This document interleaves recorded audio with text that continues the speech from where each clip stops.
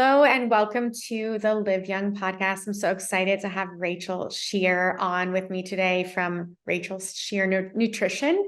And for selfish reasons first, because I'm super curious in understanding other people's journeys so that I can sort of parlay into my own journey, but also because I had the privilege of being on your podcast and speaking about my journey a little bit. And so thank you for being here today.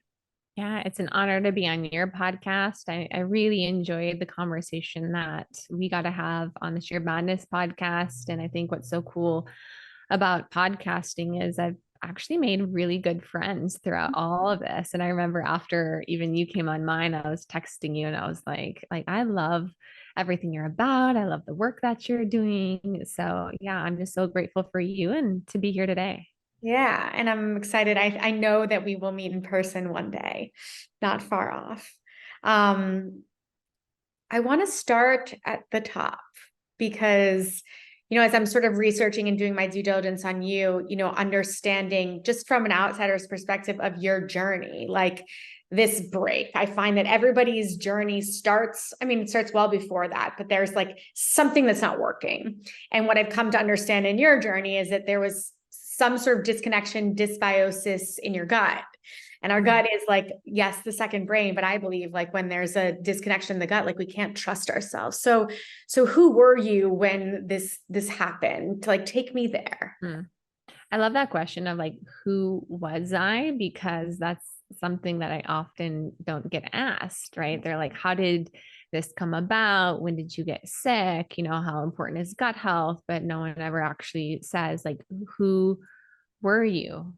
Right. And I think even listening to that's really important because we create all of our circumstances, we create all of our health based off of the relationship we have with ourselves. And for me, the relationship I have now is not the relationship that I've always had with myself. Mm-hmm. I grew up in a home where my parents really weren't around a whole lot. They were absent. And the only time I really got any attention was when I was achieving. I was a gymnast, I was a dancer.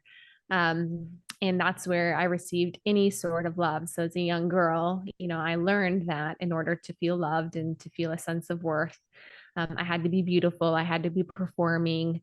I had to be quote unquote perfect was at least the story I created Right. based off of my upbringing. And I wasn't really aware of this story and how it was running the show until my mid 20s, where I ended up doing a lot of the deep healing work, which started more on the functional side, but then went into more of the deep, emotional work that I needed to do. But, for me, I was living a lot of my life operating from a perfectionistic place, and this carried with me through high school into college. I got into bodybuilding and competing. And a lot of these things always started out for me in a healthy, quote unquote, venture of like, oh, this would be great. It's personal development. I want to see what I'm capable of, right? With like bodybuilding and fitness. Especially when maybe we don't have a whole lot of confidence, it gives us that sense of confidence. We're like, my body's changing. I love what it's doing for me physically, mentally, the strength that I'm creating from it. And I got all of that through athletics and I got all of that through bodybuilding. But for me, it would eventually turn into more so what my worth was in. And we talk about, right, our identity being so much wrapped up into, whether it's fitness and our lifestyle, right? It's like it always goes back to our identity, but my identity was really at the core, my body, my Mm. achievements in a lot of ways. And I can't say I was aware of this at the time. So I'm talking right now from the perspective of having done so much of this deep work and revealed a lot of this along the way.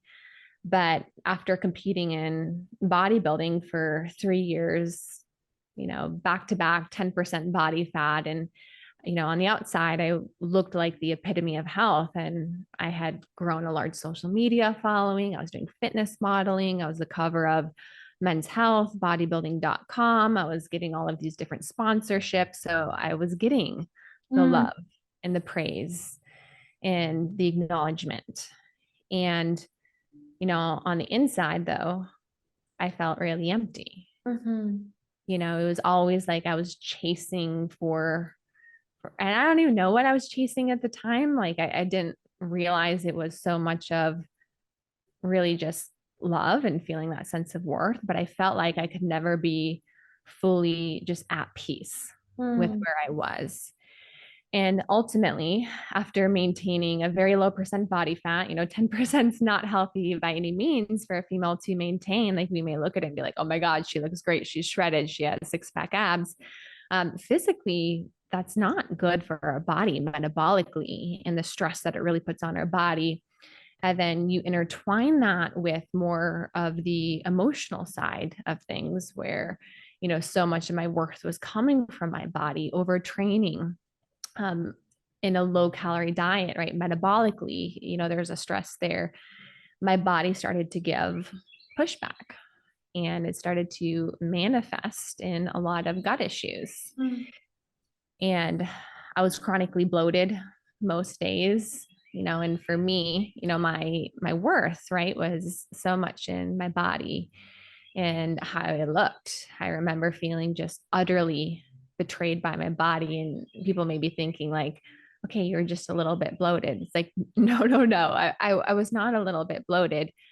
I mean, I would look 6 months pregnant at the end of every single day, because of how distended my belly would get.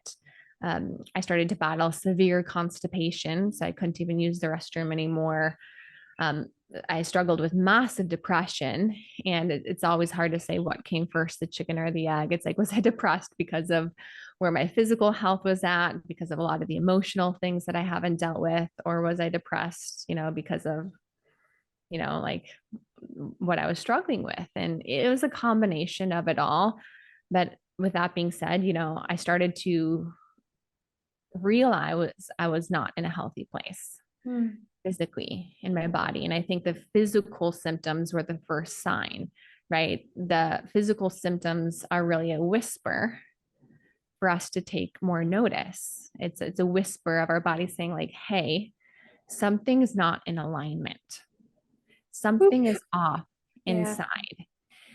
And what's unfortunate is we've been taught that, okay, the symptom is the problem, right? The symptom's the issue. So we go to Western medicine. That's exactly what I did. I went the Western medicine route because that's what we're taught when we grew up is something's off, your gut's off, you feel like you have hormone issues, you're struggling with depression, go to the doctor, they'll do some tests, and then you're offered different medications. And for me, that's what happened. I went to Western medicine. They gave me, different testing. They did basic blood work, colonoscopy, endoscopy to see what was going on. And everything came back, quote unquote, normal. And they told me I had just IBS, irritable bowel syndrome, and really just gave me a label and then gave me different medications. I was put on laxatives, I put on different antibiotics, I was put on an antidepressant. And that was really the solution for a lot of these chronic health issues. And, Mm.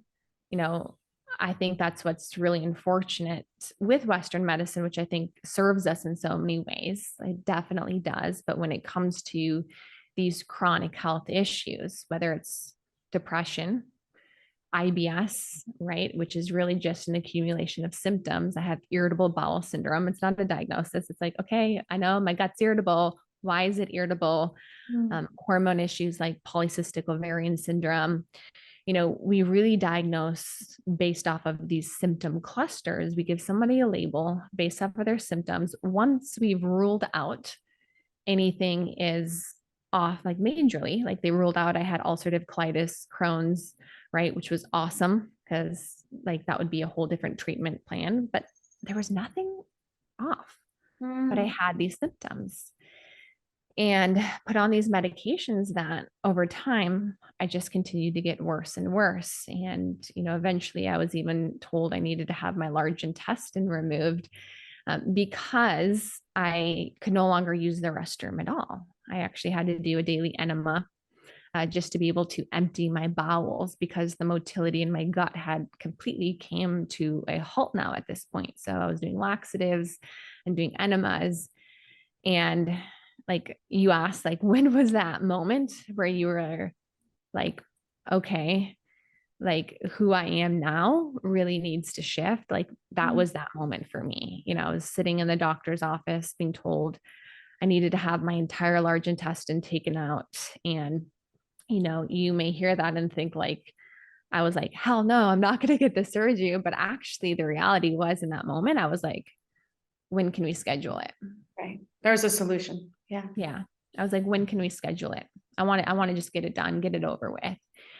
And I was at that point of just desperation. It offered me a solution to not have to deal with my gut issues anymore. It was ruining my entire life, my relationships, of course, right? Like how I felt about myself, my confidence. I couldn't really show up the way I wanted for work. And here I was being presented with this quick fix solution that was going to, potentially get rid of a lot of my gut issues so I could go to the restroom and life would be normal again. And I really considered getting it, but there was something there. Like it was like a yes, I want to, but there was just like that small little piece in me. And it was very subtle that was saying, like, no, no, give it a little bit longer, like try. And if you still try and you can't really get to the root of this and you don't get anywhere, okay, okay.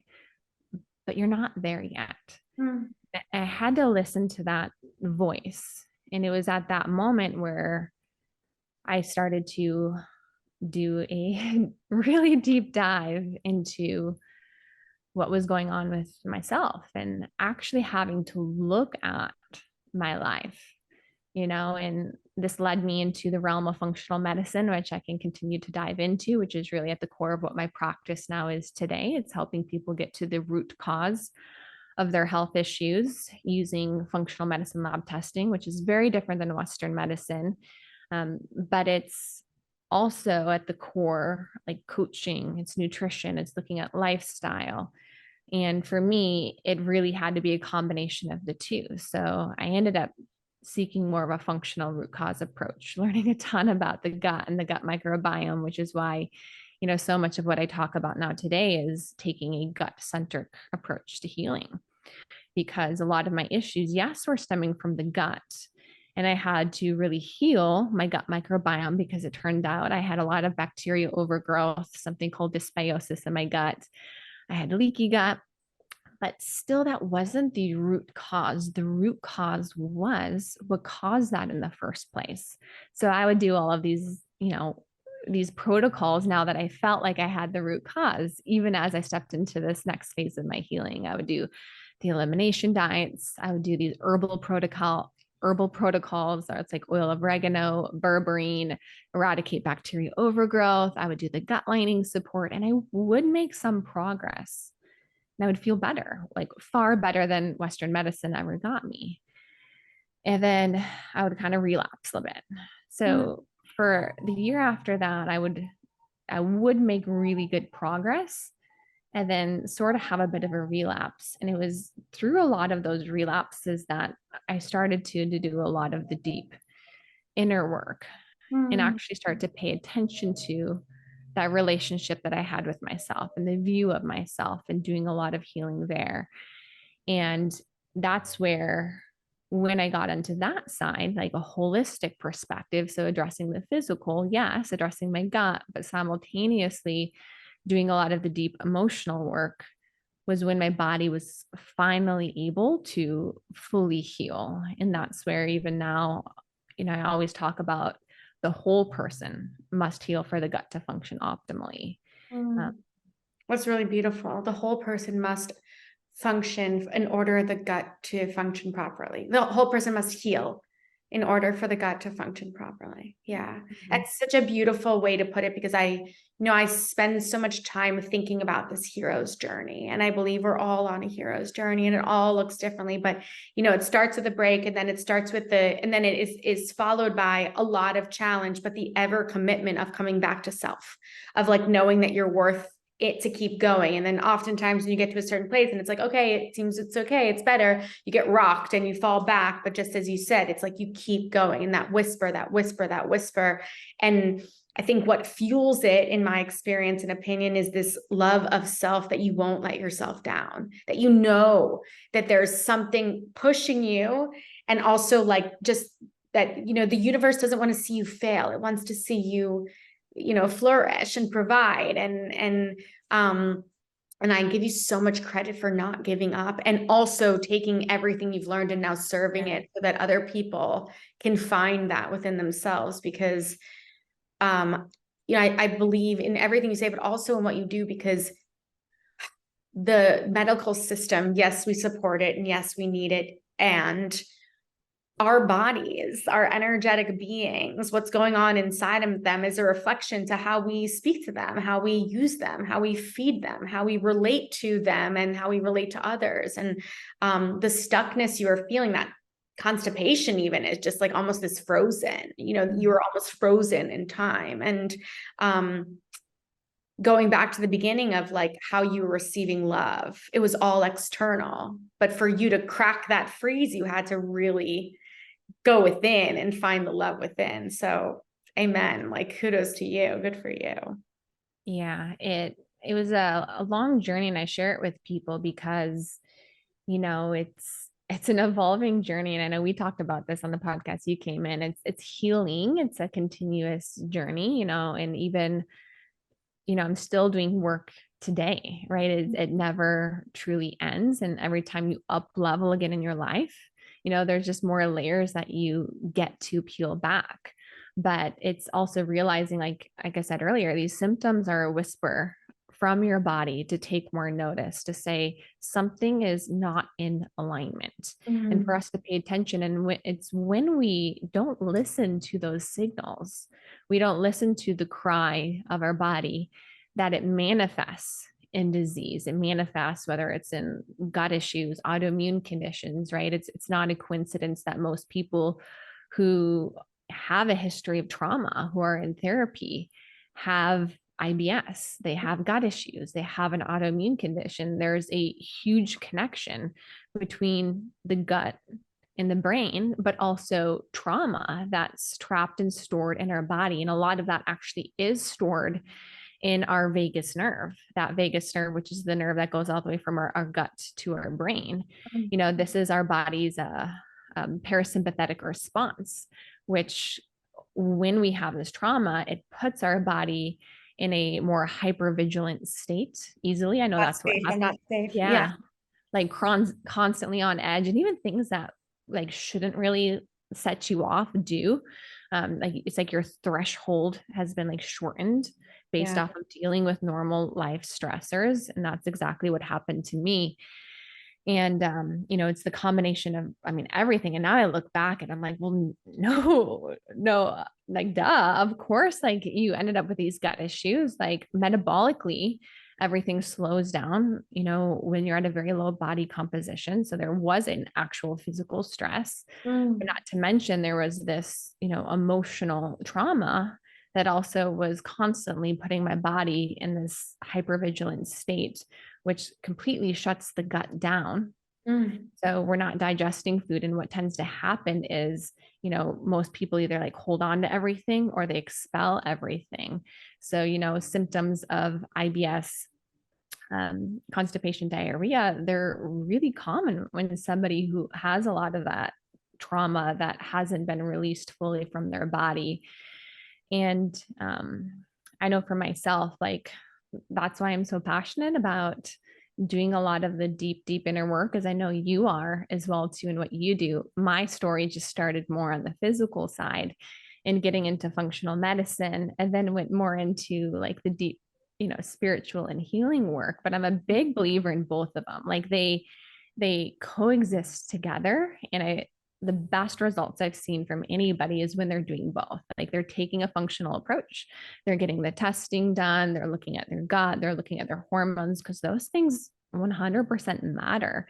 And they're willing to really lean in to look at the relationship with self and you heal And that relationship. And not dissimilar, because my journey really started like after culinary school, working with celebrity chefs for a while. You know, I started my fitness concept and owned studios. And I was an athlete. I was running 5+ miles a day, boxing, you know, within a fight gym, yoga for 90 minutes, like because of trauma. I didn't know at the time because it How you was cope, right? subconscious. It Mm-hmm. was my coping mechanism. At the same time, it was, you know, I was completely shut down. So I didn't feel anything. I trained like an athlete and nothing would even get me tired because I was so wound up. So Yes. we met through Dr. Gabrielle Lyon. Dr. Gabrielle was my doctor at the time, and she saw me clearly and saw that I was in this fight or flight, but it wasn't the conversation. You know, I wasn't ready for that conversation. So when I went to her, because my hormones were imbalanced, my systems weren't operating, you know, you can look at the gut, you can do all these protocols, but if you're not willing, as I believe so much you teach, you know, if you're not willing to look deep or you're not ready, there's almost nothing you can do. You can do the symptom-based approach of like, yes, let's clear out the gut. Okay, Olivia, run 3 times a week, you know, or whatever that looks like. But unless you start, as you experience, like, let's throw the antidepressant on, let's throw all these things on, like the symptom-based approach, you know, as you're a testament to, and myself as well. And I hope many listeners, you know, it's really bridging this gap between like who we are and then like what's showing up as a result, how we see ourselves. So from your perfectionist lens, right? So take me back, young Rachel, you know, fitness competition, perfectionist. I mean, everything about that is external. So like managing the body fat, making sure that you're eating properly, everything's so honed in on what you're eating, how you're moving, macros, this and that. It's like there is no fluctuation or flow around like actually listening to what your body asks and needs. And I believe, because I know from experience, once you get to that place, you can't even hear it anymore. Like everything's so like in that competitive mode. Mm-hmm.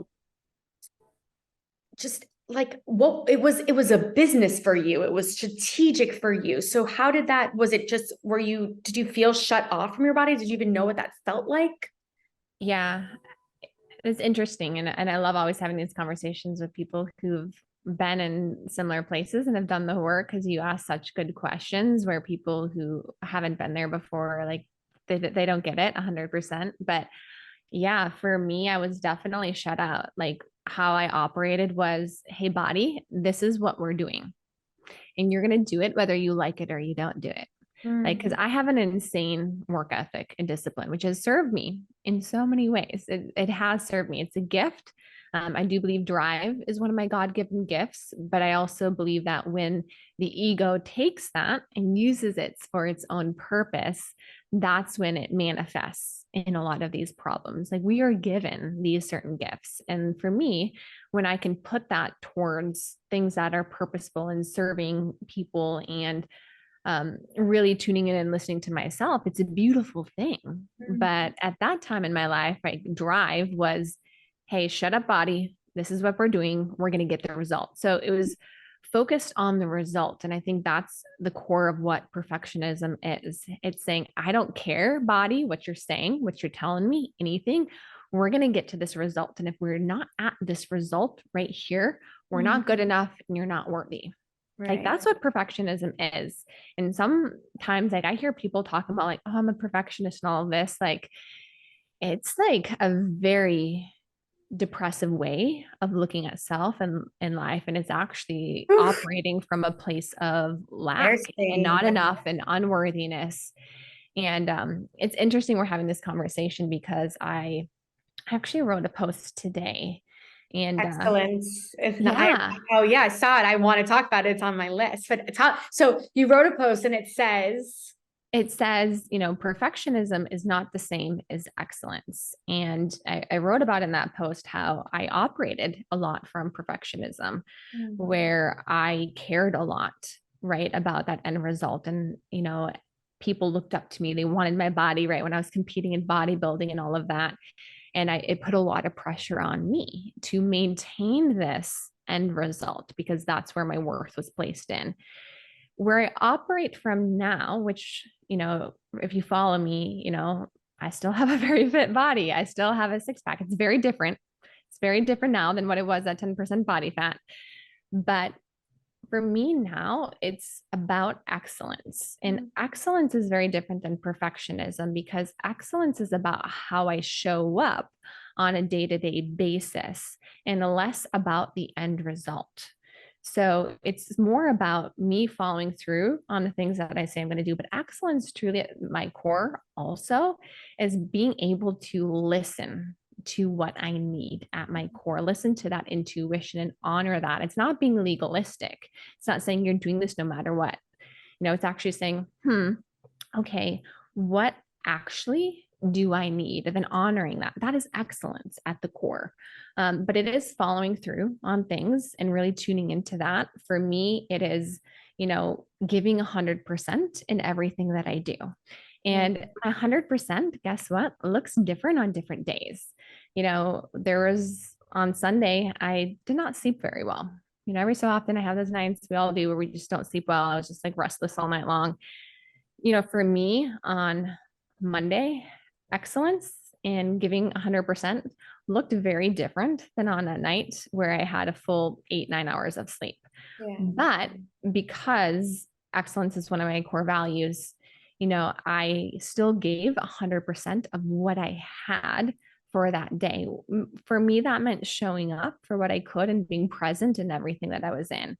Versus perfectionism would say, you know what, you're going to show up right with the end result, how you should show up when you've had an 8 hours night of sleep. Very different between the two. So it's really more so listening to, am I really honoring myself? Am I doing my best in everything that I do?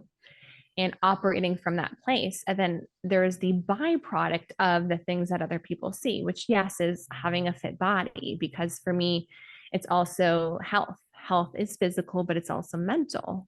Right. Previously, perfectionism was about physical health only, meaning, again, I had to have the perfect body. So that would trump over my mental health. And it's also a fleeting, I believe, as a recovering perfectionist, and I think so many people can relate to this, especially women, that even that, that you were striving for the perfect and it was all external, there is no such thing. So the irony is when you show up a certain way and people admire and want to be like you, and it, yes, puts so much pressure. From my perspective, where I sat, I never felt good enough anyway. So it's like people wanted what I had, but I was in such self-loathing and self-hate that I couldn't even see outside of this bubble that was always from lack, that was always from scarcity. And so shaking that off, I believe, is also an ever-going practice. And I love that you've now shifted towards excellence and that it sounds like you have such grace for yourself. Similarly, if I don't sleep, it's like the bar, it's not that it gets lowered. It's like, yes, the best version of me today that I can show up as opposed to that rigidity, that scarcity, that lack mindset. And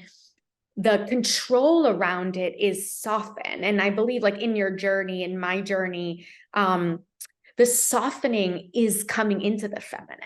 It's taking away this rigidity, this structure that, we all have both sides in duality, and, the masculine container that creates the structure that has created so much success in your life. But it sounds like when you started to soften, it's really when things started to flow for you and expand. Yeah, 100%. And it is more of, like I said, less legalistic and more about listening to that intuition and really honoring what I truly need, which is something I had to really work towards developing over time because, I did lose sight of that, right? I questioned myself for a long time. I didn't have that trust because it was like, hey, this is what we're doing. And again, I don't care if you're suffering. I don't care anything. We're going to get there no matter what. And now it's more so questions that I ask myself of okay, which one really feels right for me, sitting with it and seeing what my gut and my intuition says, and then taking action based off of that. And it's really a lost skill. I feel like that sometimes we don't have because it's not black and white, right? There are some days where, it could be, for example, working out, right? There's some days where you come home and the best thing you can do for yourself is go to the gym. You're tired, you're exhausted, and your intuition's telling you you're good. You just need to go get a workout. You're going to feel better after. Just go crush it in the gym and come back. And then you go and you do it. And you're like, oh, that was the best thing ever for me. I feel so much better. And then there's times where you are truly exhausted and tired. And if you have the mindset of, you know what, you're going to go do it anyway, you come back and you actually feel worse. You feel worse right after. So it's like, what is really right? Do I go? Do I don't go? And that's where I've had to learn it's not really black and white. It's really listening to the subtle cues and then leaning into that. And then the fruits will always give you the answer. So, right, when I can lean into like, okay, I need to go work out and I go work out, I'm going to feel better after about myself. And I'll be like, oh, yes, I know that was the right decision to make. Now, if I went against my intuition, I probably will feel worse after. And I know we can all think of different scenarios in our life where we're like, oh, I feel like I should do this. Sometimes it's in relationships, right? We're like, I don't feel like this is right. We stay in it for far too long. And then, how that affects us over time, and we lose that trust in ourselves. So it's like, how I've had to really recreate this trust that I have in myself, which has been a process, which has in turn created a true sense of confidence. Because before, the confidence I had was not really true confidence, right? It was external validation, and it was actually the opposite. It wasn't confidence at all. And creating confidence for me now has really been the byproduct of trusting myself. And trusting myself has been a byproduct of, in those moments, really truly getting quiet, asking myself, what is it that I need? And then honoring that, and then paying attention to the results. And I can't say like I'm perfect. Nobody is. Like there's times where we're like, I feel like this is right. And we make a decision and we're like, I don't know if that was awesome. Great data, great lesson. You take that, you learn that, and you're like, next time, I'm going to make sure I listen to those subtle cues. And we just continue to do this over and over again. And it's not coming from a place of like, you messed up, you didn't. It's like, okay, this is something that I really needed to listen to. And I'm going to pay greater attention next time. And as we do this over and over again, it creates this incredible sense of trust. So when there are other things in our life that happen and we're like, hey, girlfriend, I don't think that's the right thing for us to do. We need to slow down. We need to rest. We're like, all Really right, building that relationship internally. And I think a lot of what you're saying is like coming out of our thinking heads and coming into our feeling bodies, and like really honing that muscle that I don't believe that we learn to flex after, again, there's a break. Like as we're children, you cry when you're sad, you laugh when you're happy, you eat when you're hungry, you stop when you're full. But at some point, there's a conditioning around us. There's noise around us that takes us out of that. And especially as you shared, this, you got validation when you're performing or dancing or putting yourself out there. And so you separate from your feeling because you go into thinking, well, if I do this, I'll get love. And so like high level, full circle, if, for the front end of this whatever you can call it, ascension in your journey before you hit that point, like the root of, I believe what we're all seeking is love. So if we have this false expectation or this false knowing of how we're going to get it, or that we need to do to get, as opposed to just being love, then you're ever chasing this perfection or this end result, because if you don't do it, then you won't get love. And fundamentally, we all just want love, So, I mean, I give you so much credit for looking in, for seeing that, and for being so honest that like healing is a journey, and it's beyond just healing. It's like, it's an everyday, every moment practice of checking in with yourself to seeing if you're integrated, if you're aligned with your knowing. And in a world where there's so much external validation, and you've gotten it, right? You have a very large Instagram following, like you are external, internally and externally, but you're externally beautiful, and you do have a six pack, and you do have a business, and you have all of the things. The fact that you know so deeply your internal self and what you need is, I believe, also what radiates externally in all of the success, because otherwise it wouldn't align, right? Yeah. And, as you're talking a bit about self-love, something that came up for me is One of the pivotal moments I will say for me stepping into really loving myself was that moment that I actually decided to not give up. Mm. When I was being told that I needed to have my large intestine removed, the loving thing for me was not to say, okay, just take out the large intestine. The loving thing was actually in that moment, I made an act out of self love by saying, Rachel, there's another way. And we're going to continue to fight. And really, what I was saying to myself is, I'm going to fight for you. I'm going Mm. to fight for you because I do love you. And it was that single act of love that also, I believe, began that entire healing process for me. There's so many times on our journey where we want to give up, right? That was one of those moments. And as I said, I was like, I just tell me when I can schedule the surgery. I want to get on with it. I took the medication so I can relate to people. And now when I coach people, I'm like, I get it. Like, I get it being that desperate. But how we really begin to create and cultivate this great sense of self love is by keeping going. Yeah. Like, that is me loving myself to the core. And there was so many times even after that where I was like, I just wanted to be like, F this, like, like I'm done. God, when am I done? Like this, like I feel like I've gone through enough. Right. And it was me every single time getting back up, getting back up. That was me creating this, another notch of like, okay, there's love there, there's love there. Yeah. And so I honor everybody who is struggling and is like, you know what, I'm not going to give up. And who has actually maybe struggled to love their self the way that they need to love their self. But by you even being willing to do the work and fight for yourself, it's actually a part of you healing just by that act of what you're doing. No doubt. And I think live young to me and what I'm building my business on is, I'm very much Olivia, but live young to me stands for love yourself. But to love yourself, you have to learn yourself. So how I take clients through the process is like learning yourself. And that doesn't mean like the easy, it's the dark, it's the shadow, it's the habits, it's the patterns, it's the coping mechanisms, it's everything that's been packed on us and that we packed on ourselves so that we could be okay in the world.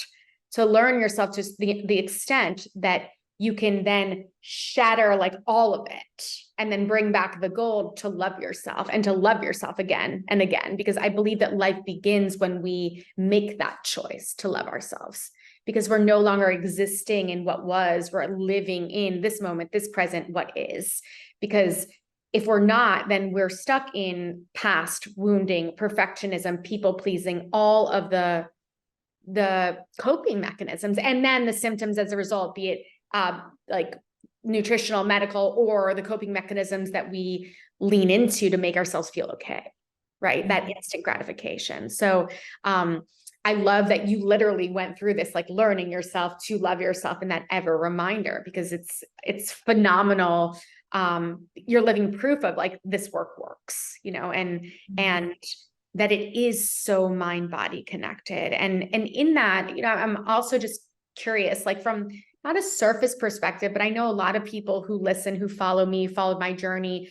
I came through with all of this trauma and all this story, but prior, they had known me as an entrepreneur, a fitness, wellness professional, a former chef, talking about all these pillars. So from your perfectionist and bodybuilding and like super rigid to like now still so incredibly fit, like goals, all of that, like the tweaks in the diet, less so of like now you really listen to your body, but like I know that you're a movement expert. I know that you're a nutrition expert. Like, what is a day? Can you take me through the day of like just top line, like how you're eating and even how much you sleep, what you're eating and how you're moving? Like, what does that look like for you? Yeah.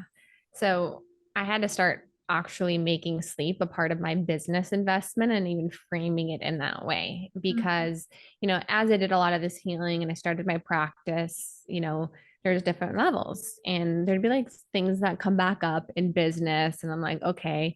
But what's great is when you've done the work, it's the same stuff, right? Just coming up, but at different levels of what you're really stepping into. And that's where, like, as I've grown in my business, there's things that come up and I'm like, okay, I'm aware of what this is, and then I get to do a bit more of like the deep healing work. But I say that because, for a while, I was the person who was like, all right, I'm going to wake up at, 4:45 in the morning, and I'm going to have this awesome routine. And after a while, it caught up with me, and I started to get burnout. And I believe burnout is really a byproduct of, right, of not listening to that intuition and what we really need. And women are definitely a lot more prone to burnout. Like entrepreneurship at the core, it's a very masculine area for us to be in. So my dance that I've had to really step into is learning how to balance, like bringing in the feminine into something that is so masculine. So like the coaching that I do at the core is very feminine, right? Functional medicine and like healing and, really being an empath and connecting with people. But on the business side, it's very masculine. And there's times where I am too far more in like the masculine side. And I see that as a byproduct of burnout, and I'm being a bit more tactical, and maybe some perfectionism stuff is coming back in. So it's been this dance of really, again, having to continuously lean in and listen to what I need, not just on the health side of what it started with, but more so on the business side. So now for me, I frame sleep as a business investment because it allows me to show up how I need to in my business. So 8 hours of sleep is a non-negotiable for me anymore. Non-negotiable. I go to bed at between 8 and 9, ideally. Again, not legalistic about it. I'm not legalistic. There are some nights it's a little bit later. Definitely, because hey, you know what, life happens, but I try and I love to go to bed early. And then my body naturally wakes up, no alarm clock, typically between 5:30 and 6 a.m. now. There's some days my body's like, hey, girl, we're ready. Let's go. And I'm like, awesome. And there's some days I'm like, actually, even I think a couple of days ago after I didn't sleep well, it was like 6:30. And I'm like, oh my gosh, it's so late. Then I have to like, all right, get into my body and just kind of calm that. So sleep, really, really important to me. Morning routine, after I wake up, brush my teeth, make my bed, some of the normal things. I drink a full 20 ounces of water, wake my body up. I then go into stillness because I know myself and how I operate. And it's easy for me to want to go into doing mode, like going to doing, and I go more into reactionary mode. So a critical part of my morning is taking a minimum of 20 to 30 minutes to get still, to get into my body. It looks a bit different, every single month. I feel like it's always changing, but right now, I'm in my garage. I have my Juve red light, and I'll put on some meditation music. There's no one in there, and I'll just sit there for 20 minutes and meditate and breathe, right? Because when we wake up and we go more into that doing reactionary mode, breath goes really shortened. And I notice that throughout the day. I even notice it as I'm in work. So it's a time for me to ground myself, get into my body, slow everything down. And then I use that to then bring that energy into my day versus checking my phones, checking emails, or just getting right into work or anything. So that's a non-negotiable for me, to do that. Even on days where I don't have much time, I'm like, I'm going to still sit 20 minutes with myself, do a little meditation. And then usually after that, I transition into some kind of a movement. After I've calmed my body, it's weird. I actually like get this urge to want to move. Like it's almost like I create an energy, but it's a good energy. It's like that like deep eternal energy of like, ooh, I'm excited. It's an excitement type energy. So that energy then feeds into me wanting to move. So I get in a workout, sometimes 30 minutes, sometimes an hour, depends on my day. I'm fortunate enough to have like a mini home gym. So sometimes it's going outside for a run. Sometimes it's doing a little bit of weightlifting. I try to listen to my body. There's some weeks I'm like, yeah, let's push it hard. And I'm feeling it. And it's great. And there's some weeks where I'm like, okay, we're going to go for like a mile walk and we're going to come back and that's it. And that's what we're doing. So again, every single day, it's really that practice of leaning in and listening to what I need. But I always am doing those two things. So something for my mind, getting quiet, and some kind of a movement. So I don't take that out of my routine ever. I listen and I shift it and I change it based off of what my intuition is saying, but I never am like, hey, we're not moving today. Okay. So Go ahead. I would say I feel like oftentimes where people really do struggle is they completely take it out of their routine. And it's easy then to put something else there in your routine. And for me, it's about that time with myself. So it's like, hey, even if we're not like going crazy in a workout, I'm still giving myself that 30 minutes to like get in my body, to move my body a little bit, stretching, whatever I need. And then I'm just going to change what that looks like based off of how I'm feeling that day. Yeah, I mean, it's everything that you say is, it's almost incredibly aligned with like even my schedule, no alarm clock, like really trusting the intuition. And I think that the fact that you honor your body and you don't take it out, I think when we start taking things out, as you said, you start filling things with like other things, but I firmly believe like embody your body, empower your life. Like to be empowered, you have to be embodied. And I think I see it literally, like you have to get in there. So we want to clear the mind with stillness or meditation, whatever else, even breath work. And then to come home, to be present in our bodies. I believe like the movement, the sweat, the feeling of the heartbeat to come back home. And to me, like, even if that is walk, just like you said, because I've always been trained that way, I don't want to say I don't know how people don't do it, because obviously, we live in this epidemic of obesity and everything else, which has many factors, but movement is such a gift, even the ability to be able to do it. And so if taking advantage of that is like not moving, feeling how strong we are and how capable we are. And I think that parlays into every aspect of life. So I love that no matter what, it's like, it's a non-negotiable for you too. And I would, I'm not going to assume, but depending on how you move, your appetite is different. Do you eat the same things every day? What is that on the nutrition end? Yeah. So old me competing, right? I was macro based, calories, everything calculated. I would hit it like perfectly every single day. I eat more intuitively now. However, I had that period of tracking. So I do know like what my body needs. And, as a dietitian, it's still important for me to make sure, I'm eating high quality protein with all of my meals. I'm getting enough protein throughout the day. So those things matter, which is where I think tracking can be beneficial for some people for a short period of time. But for me and where I used to be, it no longer became very healthy for me. So now it's more intuitive, but some of the things I was able to learn through tracking is really like how much protein I need, what my plate should look like. Some days, yes, I'm hungrier than other days. I try to definitely honor that and listen to it. And I also pay attention to my body. Like if like my body's like changing a lot and I'm like, all right, girlfriend, like we can see like the scale just kind of going up. I'm like, all right, like we're gonna make some like intuitive different shifts and change in my diet, and especially since I'm educated in that area.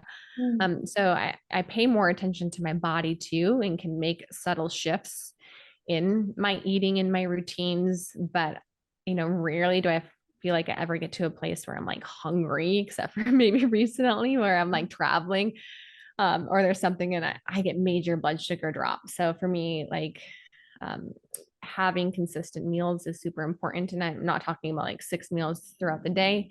For me, it's 3 to 4 times per day. And sometimes it's 3, sometimes it's 4. A big emphasis on animal protein. So high quality animal protein, grass fed and finished, wild caught fish, pasture raised chicken, high quality eggs. You and I are both good friends with Dr. Gabrielle. So we know the importance of protein with all of our meals. And then, the rest, I do listen to my body based off of hunger and then also my training. So when I'm training a bit harder, and maybe I am going till failure and like that feels good, I'm going to give myself a bit more carbs throughout the day, especially post workout. So I'll have more sweet potatoes, some sprouted oats. But everything I eat is very whole food based. Rarely, I won't say never, but rarely do I have things that are prepackaged, have a long list of ingredients besides maybe like some rice and, foods like that. But it's still one ingredient based foods instead of foods that have a long list of ingredients. And I think if more people just ate real whole food, we'd better be able to listen as well to our hunger cues, because I can cook myself a badass filet with some Brussels sprouts and some sweet potato that's roasted, a little, swab of guacamole on it. And like, I will be full. I'll enjoy it and I'll be full and I'll get to the point where I'm like pushing my plate away and I'm like, I'm good.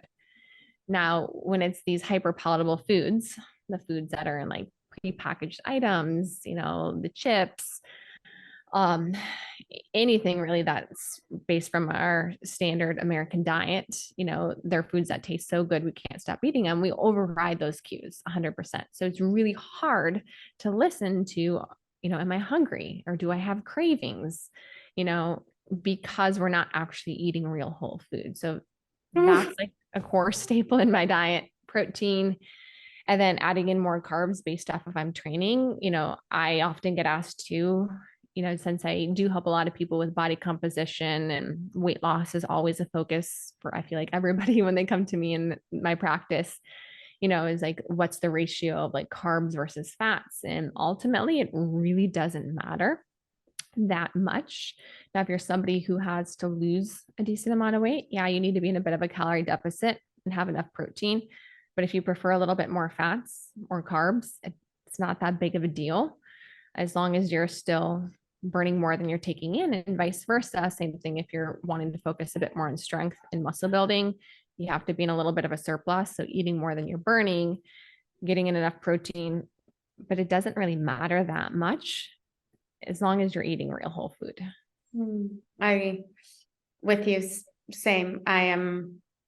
I think I dated a guy once and he was like, yeah, I get it. I don't like mix things. Like if I'm eating a potato, I'm eating a potato. If I'm eating chicken, I'm eating chicken, like, or whatever it is. It's like, I want to know, and I'll just roast the whole potato. Like, I don't need to make anything special with it. Like, also, I went to French culinary school. So much of French cooking is like all the butter, all the cream, all the sauces, all the things that actually like they disguise what the food really is. And then when I left that, I went and worked with an Italian chef. So much of Italian food is just about the product, like the freshness of a tomato with incredible olive oil and sea salt. Like, just as you said, if you have like really beautiful protein that is sustainably raised and whatever that looks like, or fish, you don't need so much. It's about the flavor of the actual thing. So anything that you add to it is just to enunciate like the deliciousness, the freshness. So I believe everything that you said. And like, I also know, like once in a while, I'll like eat a bar. I ate a bar today because it's like good and it's hyper palatable. And I'm automatically, because it was like this thing and I ate it fast, it's like my brain like wants more, as opposed to, and it kind of just like feels woof, you just like, so like, this is good, but I can eat like a lot of them. Right. And so I want to close this out because I've taken a lot of your time, but I have two questions for you. The first is, in this beautiful journey you've shared and this beautiful body that carries you and this beautiful life you've created, how much does faith play a role, or if any, in your life? Like a belief in something other than what we see? Yeah, faith for me is huge. I can't say I haven't ever struggled with it, but I feel like in the moments of my struggle, it's always came back to faith. And as I've gone through this incredible journey, I've realized that it hasn't been just me. It's really been God's hand. Like, one of my core values at Rachel Share Nutrition is servant leadership at the core. And when we define that core value, we really speak to, we believe that we can only do the work that we do because of God's grace and blessing. And for whatever reason, God blessed me with a lot of the things that I walked through, like, and it was truly a blessing. And God has given me this platform, right? And I think that's how more influencers, quote unquote, like, we need to think like, I've been given this platform. How do I want to use this platform? And it's been a really beautiful shift for me, because now it's more about like, how can God use me and what does he want me to do in the work that I'm doing, versus, hey, it's all about me. How can I make myself more successful? How can, I create love, and feel more loved? It's like, hey, God, you've given me all of these things. You've brought me through all of these things. You have put me in a position to help and coach all of these people. You have given me a prosperous life, and so I'm just a steward of those things at this point. And for me, it's really just continuing to listen and honor God throughout this entire journey. So it's huge for me. That's beautiful. Thank you for sharing that. I think that's similar, so similar, that having such a deep faith, deep connection, but also knowing what it feels like to not have that, because to know what it feels like to not have it actually amplifies what it feels like to have it. So I'm so grateful that you've been given this opportunity, this platform to share, and that you've been so open to something moving through you so that you could be this voice of beautiful reason and a light in the world. Someone I look up to, that I admire, that I acknowledge, and that I learn from is, as recently as not just this podcast, but in reading your post this morning of perfection as dissimilar to excellence. So just thank you. I usually close with the question, which is sort of ironic considering our last question. What does everything you need is inside mean to you? I think it means wholeness comes from within. And something I was even going to say earlier, and I can't remember where I heard this quote from, but I wrote it down and it stuck with me for the longest time. And it said, illness truly at the core is external searching, and health is internal peace and wholeness. And I think really that's the place. It's not like getting there, it's just like tapping into operating from that place. So when I think about what abundance means, even too, because that's something I talk about. It's not something we get to, it's a place that we operate from, and it's operating from a place of wholeness, where a sense of worth doesn't come from all of these things that are outside of us. And when we operate from that place, we can't help but radiate love, to see love, to look at other people, right, and see all of the beauty in other people, because we're operating from this place of wholeness. And which is where too, like when you see other people who are very critical, right, and who are operating from a place of scarcity or judgmental, that they're not operating from a place of wholeness in their self, because really what we're always doing is we're reflecting back to other people what's already in ourselves. So it's getting to that place of wholeness. And I think that faith piece, bringing that back in, is such a huge part of it, because we aren't whole. And I believe that it is God who brings in that wholeness for us in that sense. Yeah. Thank you so much. Such a gift to learn more about your experience. And I know that listeners can take so much from learning through your journey. Tell us where we can find you. Yeah, you can check me out on social media at Rachel Shear is my personal page. My practice is Rachel Shear Nutrition. If you want to learn anything about functional medicine lab testing in my practice, and podcast is Sheer Madness. You can listen to the one that Olivia came on. Thank you so much. Thank you.